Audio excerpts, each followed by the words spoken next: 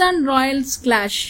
Gujarat Titans కు David Miller తిరిగి వస్తాడా? టోర్నమెంట్ లో ముందుగా సన్ రైజర్స్ హైదరాబాద్ తో జరిగిన విజయంలో దక్షిణాఫ్రికా ఆటగాడు చెలరేగడంతో గుజరాత్ టైటన్స్ ప్రస్తుతం జరుగుతున్న ఇండియన్ ప్రీమియర్ లీగ్ IPL 2024లో ఇటీవలి 2 మ్యాచ్ల్లో స్టార్ బ్యాటర్ డేవిడ్ మిల్లర్ సేవలను కోల్పోయింది. మిల్లర్ ఈ సీజన్ లో గుజరాత్ టైటన్స్ తరపున 3 ఇన్నింగ్స్లలో 77 పరుగులు చేశాడు. SRH కి వ్యతిరేకంగా తన చివరి ఔటింగ్ లో 27లో 44 పరుగులు చేశాడు. దక్షిణాఫ్రికా బ్యాటర్ గాయం యొక్క స్వభావం ఇంకా తెలియదు, కానీ అతను ఇప్పటి వరకు 2 గేమ్లను కోల్పోయాడు. పంజాబ్ కింగ్స్ మరియు లక్నో సూపర్ జైంట్స్ చేతిలో GT ఓడిపోవడంతో స్టార్ బ్యాటర్ స్థానంలో కెన్ విలియమ్సన్ వచ్చాడు. ఏప్రిల్ 4న TBKS తో జరిగిన పోరులో గాయం కారణంగా మిల్లర్ 1 వారం లేదా 2 వారాలు కోల్పోతాడని కివి వెల్లడించాడు. ఏది ఏమైనప్పటికీ బుధవారం ఏప్రిల్ 10 సవాయ్ మాన్ సింగ్ స్టేడియంలో రాజస్థాన్ రాయల్స్ తో జరిగే మ్యాచ్ కు ముందు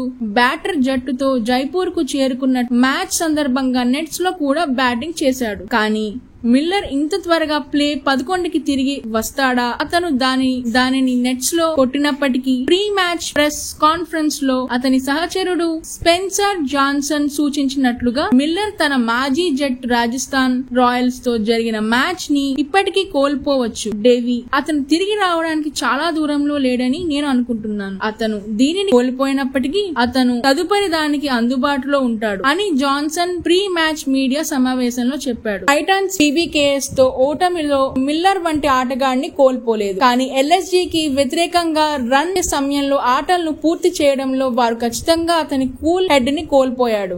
గుజరాత్ టైటన్స్ దక్షిణాఫ్రికా ఆటగాడిని ఇంపాక్ట్ ప్లేయర్ గా ఉపయోగించుకోవచ్చు, కానీ అతను వరుసగా 3వ గేమ్ ను కోల్పోతే అతను ఫిట్ గా ఉంటాడు మరియు వచ్చే వారం ఢిల్లీ క్యాపిటల్స్ తో జరిగే హోమ్ మ్యాచ్ కు అందుబాటులో ఉండే. Please subscribe Pragna Media. Please like, share, subscribe to Pragna Media. Pragna Media, please do like, share and subscribe. Please subscribe to Pragna Media. Please like, share and comment if you like the video.